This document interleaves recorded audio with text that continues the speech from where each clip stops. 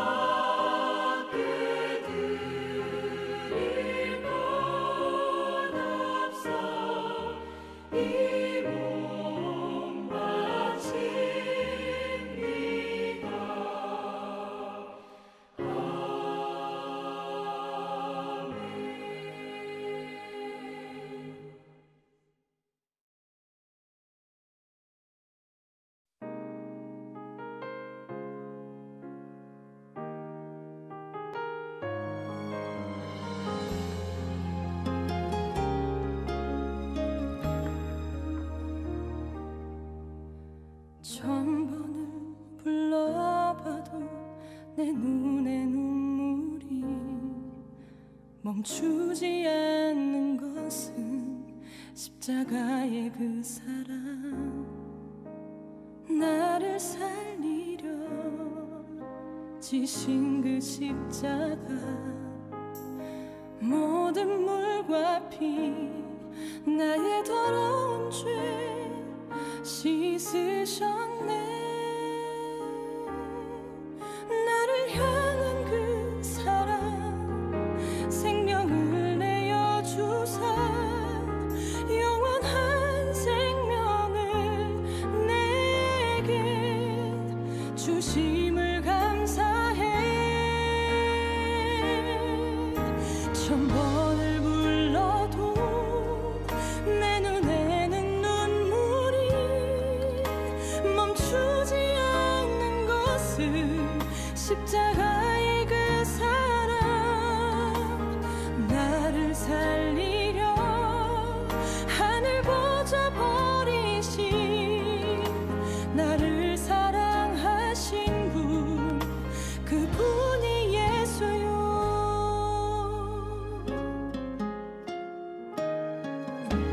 천번을 불러봐도 내 눈에 눈물이 멈추지 않는 것은 십자가의 그 사랑.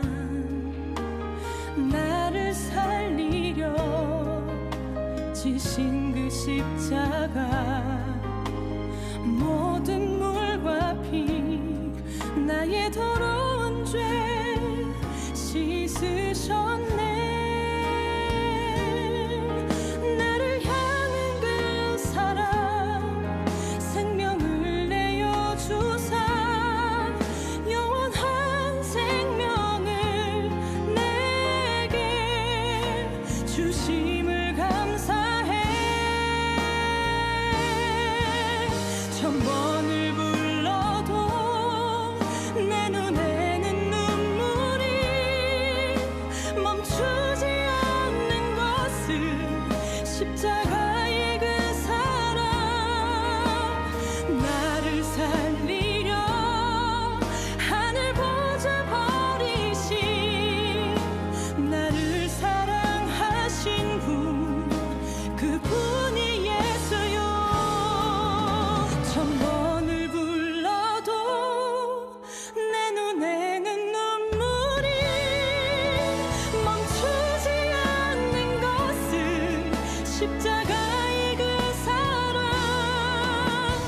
나를 살리려 하늘 보좌 버리신, 나를 사랑하신 분, 그분이 예수요. 나를 사랑하신 분, 그분이 예수.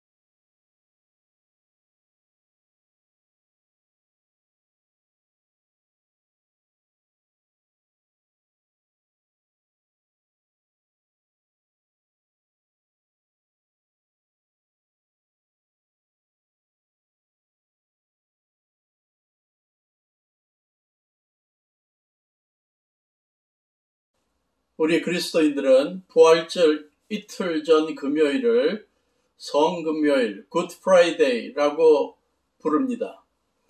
성금요일 예배 때 우리는 성자 되신 예수님께서 이 땅에 오셔서 하늘나라의 복음을 전하시다가 유대교 지도자들의 시기와 적대감 때문에 또 백성들의 메시아에 대한 잘못된 기대로 말미암아 체포되시고 재판받으시고 육체적 정신적 고통을 당하시고 십자가에 처형되셨던 사건을 되돌아보는 기회를 갖습니다.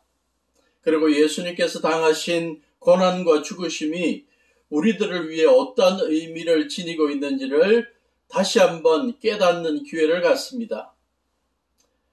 그래서 오늘은 예수님의 고난의 의미에 관해 함께 생각해보고 우리의 신앙생활의 적용점을 생각해보고자 합니다. 사람들은 살아가면서 크고 작은 고난들을 많이 경험하게 됩니다. 태어날 때 육체적 혹은 정신적인 장애를 가지고 태어나서 평생 고난을 겪는 이들이 있는가 하면 예상하지 못한 사고와 사건으로 말미암아 자신이나 사랑하는 이들이 부상을 당하고 또 죽음을 당하는 그러한 고난을 경험하기도 합니다. 어제 인터넷 뉴스를 보면서 참 마음 아파했습니다. 부산에서 있었던 사고인데요. 밤에 학원에서 늦게까지 공부를 하고 집으로 돌아가고 있던 중학생이 음주운전을 한 사람의 차에 치여서 사망했다는 소식입니다. 그 가족들이 앞으로 겪게 될 슬픔과 긴 고난을 생각하면 참 마음이 아픕니다. 미국 뉴욕시의 지하철에서 한 괴한이 연막탄을 뿌리고 총을 난사해서 수십 명의 승객들이 부상을 당하는 사건이 2, 3일 전에 있었습니다. 이유도 모른 채 총을 맞아 상처를 입고 살아가게 될 그들과 또 그 가족들을 생각하면 참 마음 아픕니다. 이러한 고난뿐만이 아닙니다. 허황된 권력 욕심에 빠진 악한 정치가들, 사회적 지도자들이 잘못된 결정을 함으로 말미암아 수많은 무고한 민족들이 고난을 경험하게 됩니다. 현재 러시아가 우크라이나를 침략해서 수많은 시민들을 죽이고 여성들을 성폭행하고 수백만의 사람들로 하여금 가정과 나라를 떠나 이웃나라에 가서 난민 생활을 하게 만든 사건을 보면서 우크라이나 백성들이 당하는 민족적인 고난을 생각하면 가슴이 아픕니다. 사람들은 살아가면서 이와 같은 다양한 고난들을 겪으면서 이 세상에서 왜 이러한 고난이 생기는지 철학적, 신학적인 질문들을 하고 있습니다. 몇 년 전 우리 한국의 구약학자들이 논문을 발표하는 그러한 모임을 가졌는데 그때의 주제는 고난에 관한 것이었습니다. 그 가운데 한 분 장로교 신학대학교의 박동현 교수님, 구약 교수님이 구약성서에 나타난 고난의 의미라는 제목으로 논문을 발표했습니다. 그 논문에서 그는 고난이라는 것은 인간의 삶의 근본 요소이다. 고난이 없는 사람이 없다. 라는 것을 언급하면서 이 다양한 고난에 대해서 하나님 중심으로 고난을 이해해야 한다고 말씀했습니다. 그러면서 구약성서에 나타나는 다양한 고난들을 몇 가지로 분류했습니다. 인간이 잘못된 행동을 하면 그 결과로 고난이 온다. 또 인간의 잘못된 행동에 대해 징계로서 고난이 온다. 맞는 말이죠. 또 어떤 고난은 의인에게 그 의인의 진정성을 시험하기 위해서 증명하는 계기로 고난이 올 수도 있다. 창세기 22장에 하나님께서 아브라함에게 자기의 아들을 모리아산에서 번제로 바치라고 했던 그러한 고난을 예로 들었습니다. 그런가 하면 박해의 고난도 있다. 살아가다가 더불어 사는 사람들로부터 오해를 받아서 악한 무리들에게 애워싸여서 경험하는 고난, 그러한 박해의 고난도 있고, 하나님의 사역을 감당하다가 예언자들이 겪었던 고난, 그러한 것을 중재 고난이라고 명칭하기도 했습니다. 그런가 하면 요셉이 경험했던 것처럼 하나님이 백성들의 생명을 보존하기 위해서, 또 그 가족들을 보존하기 위해서 특별한 계획 가운데 요셉에게 고난을 주었다. 그래서 고난에는 하나님의 특별한 계획에 따른 고난도 있고, 또 하나님께서 이 세상을 창조하시고 인간을 만드셔서 그들을 통해 이 세상을 보존하기를 원하셨는데, 인간들의 죄로 말미암아 하나님께서 인간들 창조하신 것을 후회했다, 한탄했다, 그런 표현을 예로 들면서 하나님도 고난을 겪으시기도 한다, 하나님의 고난도 있다 라고 설명했습니다. 또 하나, 인간들의 죄로 말미암아 이 창조된 이 온 세상이 겪는 창조세계의 고난도 있다 라고 설명하면서 구약에 언급되는 다양한 고난들의 종류들을 설명했습니다. 그러면 우리 주님 예수님께서 이 땅에 오셔서 복음을 전하시다가 체포되고 재판받고 죄인으로 간주되어 채찍질당하고 조롱당하고 결국 십자가에 달려 처형당하신 것은 어떤 고난일까? 어떤 분류의 고난일까? 어떤 의미가 있을까? 생각해 볼 필요가 있습니다. 오늘 본문은 사도 바울이 목회하던 교회에서 성도들 중에 부유한 사람들을 섬기고 있던 하인들을 향한 교훈을 소개합니다. 특히 주인들이 선량하거나 너그럽지 못하고 하인들을 까다롭게 대함으로 말미암아 억울하게 고난을 당하게 되는 경우가 있다면 그리스도인들로서 어떻게 행동해야 하는지를 가르칩니다. 오늘 본문 베드로전서 2장 19절에 보면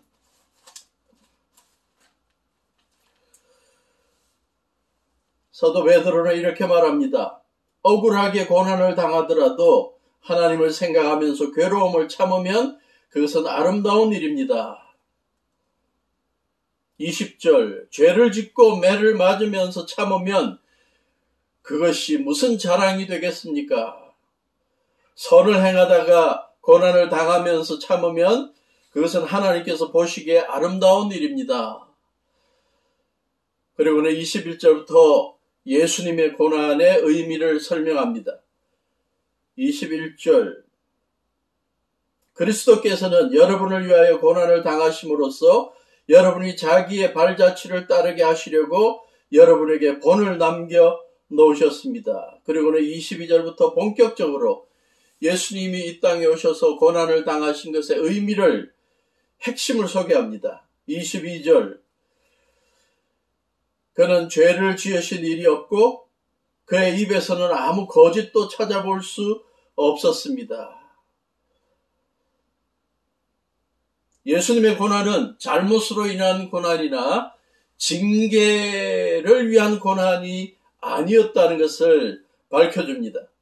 이사야 53장 4절을 보면 예수님이 이 땅에 오시기 전 한 700여 년 전에 예수님의 삶에 대해서 예언해 놓은 예언 구절이 있는데, 그게 보면 이사야 53장 4절, 그는 실로 우리가 받아야 할 고통을 대신 받고 우리가 겪어야 할 슬픔을 대신 겪었습니다. 그러나 우리는 그가 징벌을 받아서 하나님에게 맞으며 고난을 받는다고 생각하였습니다. 예수님의 고난에 대해 수많은 유대인 지도자들이나 또 백성들은 하나님 앞에서 신성모독을 해서 징벌을 받아서 고난을 받는다고 생각하고 그렇게 해석했습니다. 그러나 구약의 이사야라는 예언자뿐만 아니라 사도 베드로, 그리고 성경의 많은 다른 저자들도, 기록자들도 예수님의 고난은 잘못으로 인한 징계 고난이 아니다. 예수님의 고난은 우리 죄인된 인간들의 죄를 대신 지신 고난이라는 것을 언급합니다. 23절, 그는 모욕을 당하셨으나 모욕으로 갚지 않으시고 고난을 당하셨으나 위협하지 않으시고 정의롭게 심판하시는 이에게 다 맡겼습니다. 24절, 그는 우리 죄를 자기의 몸에 몸소 지시고서 나무에 달리셨습니다.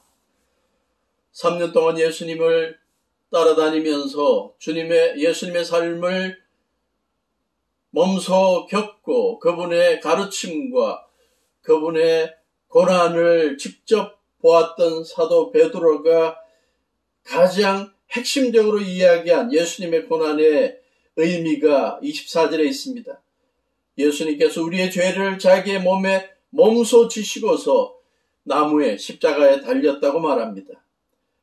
그래서 우리가 죄에 대해서는 죽고 의에 대해서 살게 하려 하시기 위해서 그렇게 하셨다는 것입니다.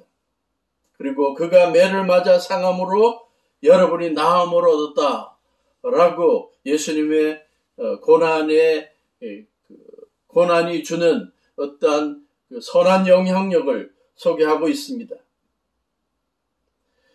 그는 우리의 죄를 자기의 몸에 몸소 지시고서 나무에 달리셨습니다. 예수님의 고난과 죽으심은 온 세상 사람들이 죄를 지음으로 말미암아 죄에 대한 형벌을 치러야 했는데 그 형벌을 대신 십자가에서 치르신 사건이고 고난이었습니다. 그러므로 예수님의 고난은 하나님의 사명을 감당하는 가운데 경험하게 된 어떤 박해나 오해 고난을 넘어서는 것입니다. 세상의 모든 죄인들을 죄의 형벌로부터 구원하시려는 하나님의 구원 계획을 이루기 위한 고난이었고 하나님 스스로의 고난이었다고 볼 수 있습니다. 고난에 처한 사람을 구원하기 위해 자기의 생명을 희생한 사람들을 우리는 가끔 보게 됩니다. 그리고 감동하게 됩니다. 2차 대전 당시에 1941년 7월 말 그 악명 높은 아우슈비츠 수용소에서 한 수감자가 탈출을 시도했습니다. 독일군은 탈옥수와 같은 막사를 쓰는 사람 중에 10명을 무작위로 뽑았습니다.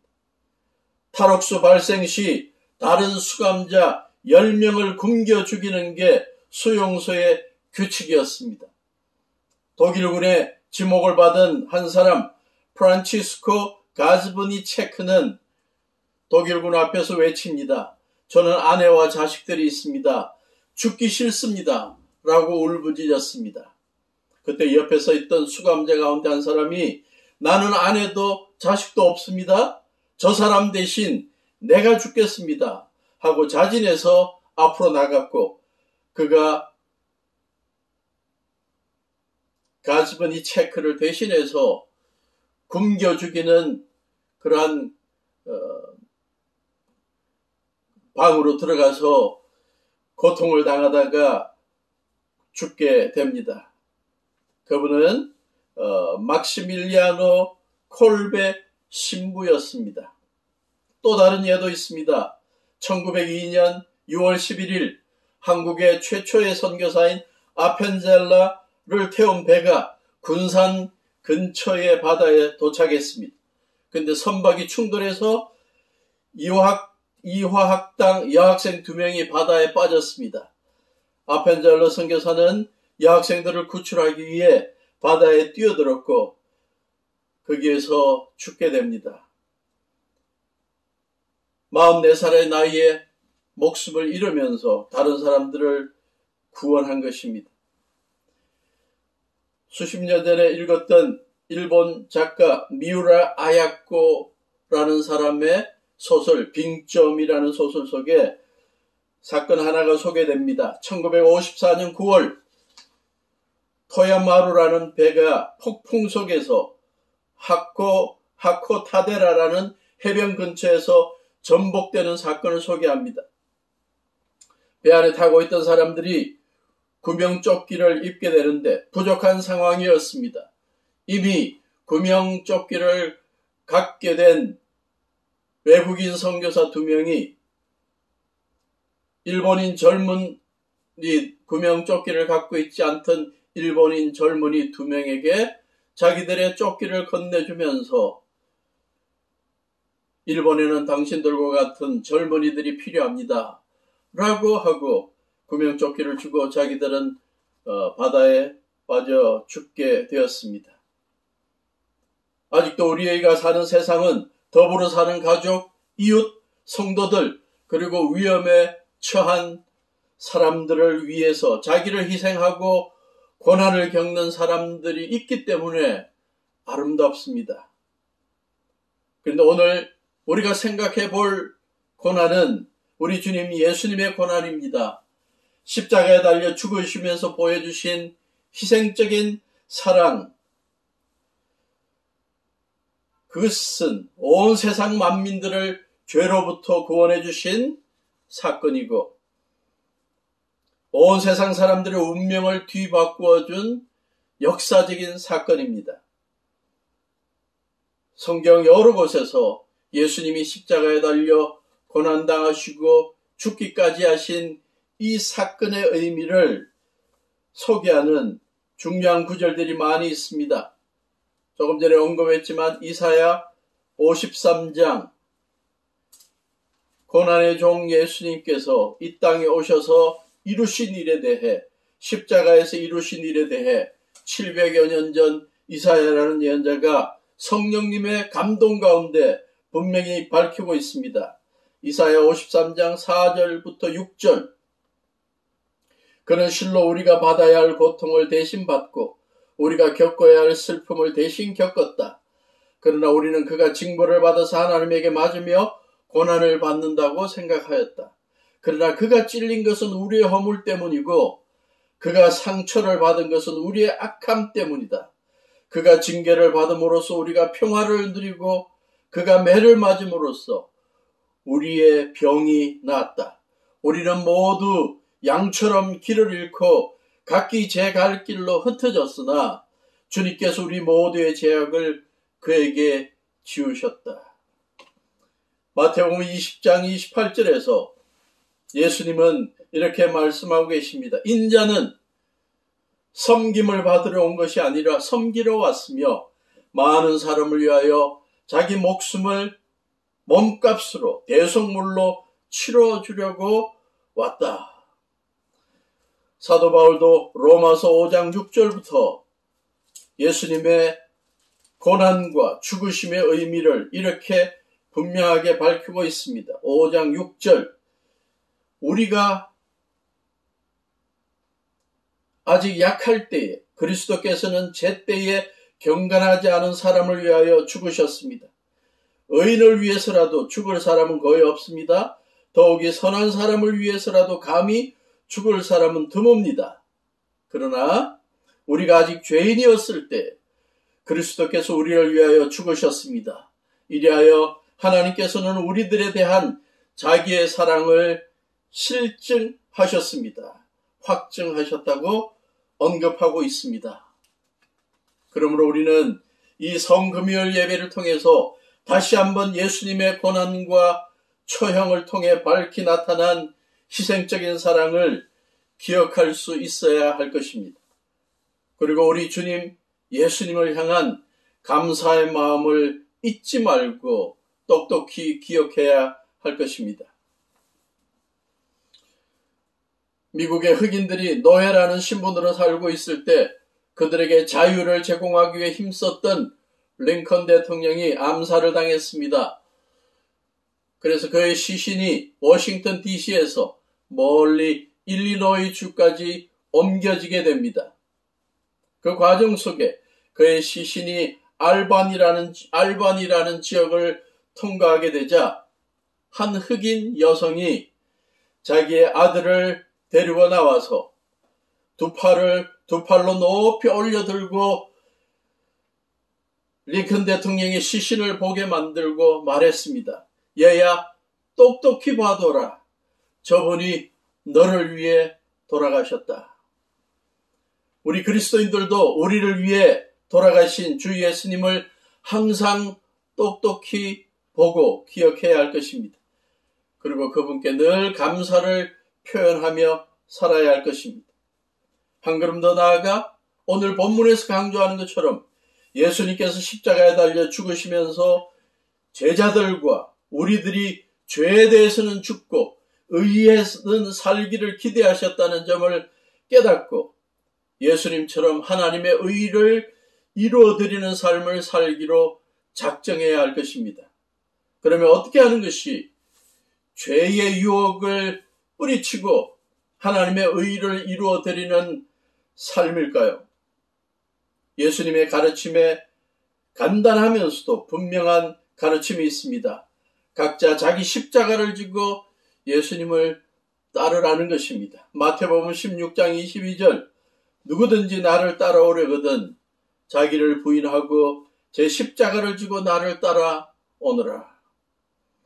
사순절 주간 또 고난주간 성금요일을 보내면서 예수님의 십자가 사건을 묵상할 때 우리는 너무 감상에 젖어 있지 않기를 바랍니다.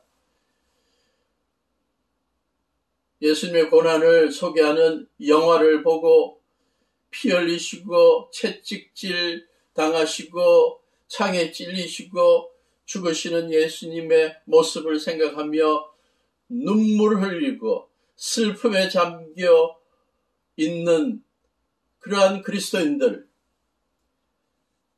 우리의 마음속에 슬픔이 있을 수 있지만 그러나 내내 항상 슬픔의 감정에만 잠겨 있는 것은 주님께서 원하는 것이 아닐 것입니다. 어떤 사람은 극단적으로 예수님이 십자가에 달려 고통당하신 것 나도 직접 체험해야 되겠다고 십자가에 달려서 자기의 손에 못이 찔리게 만들고 그런 경험을 하는 사람들도 있습니다. 이것도 너무나 극단적인 반응입니다. 그러나 주님께서 십자가를 지라고 명령하신 것은 우리가 처한 상황 속에서 하나님의 뜻을 이루기 위해 조그만 희생과 헌신을 실천하라는 말씀일 것입니다. 교회의 평안과 믿지 않는 자들에게 복음을 전하는 일을 위해 우리의 물질과 시간 그리고 재능을 바치는 일에 조금이라도 더 마음을 열라는 뜻일 것입니다.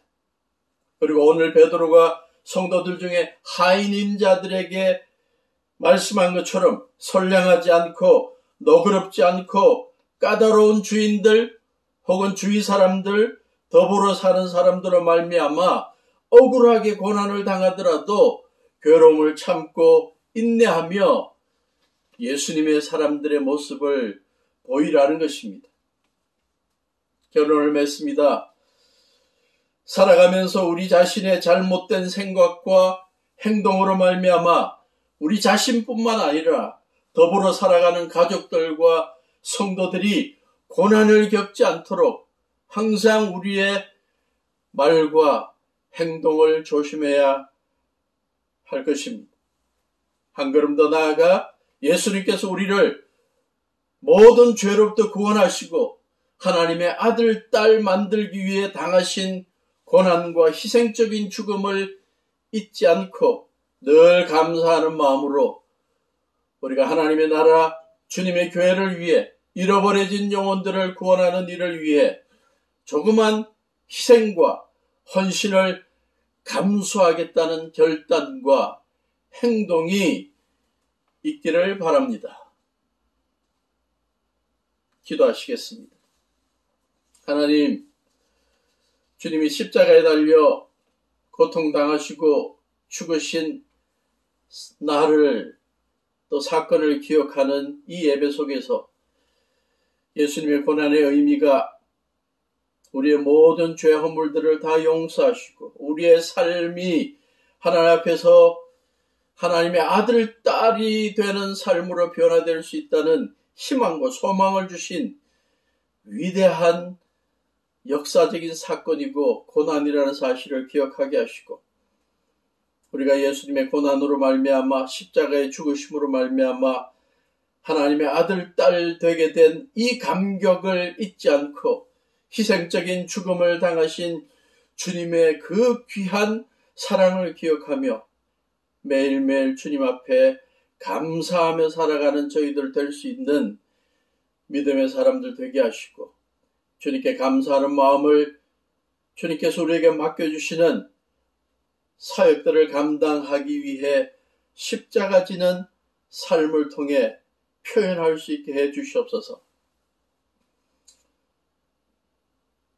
이틀 후에 주님께서 보이신 부활의 능력을 기대하며 소망 삼으며 우리들도 며칠 동안 더욱더 주님을 묵상하고 감사하며 감격하며 찬양하며 주님을 위해 살아가겠다는 결단을 하는 거룩한 삶이 있게 해주시옵소서. 예수님의 이름으로 기도합니다.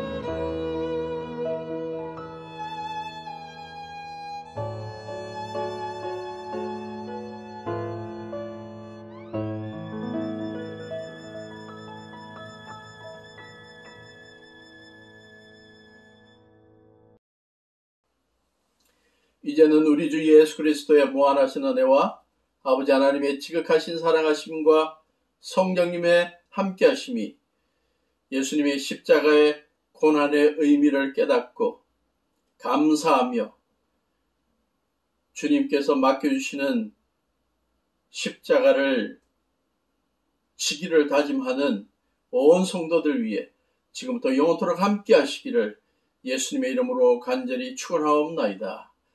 아멘.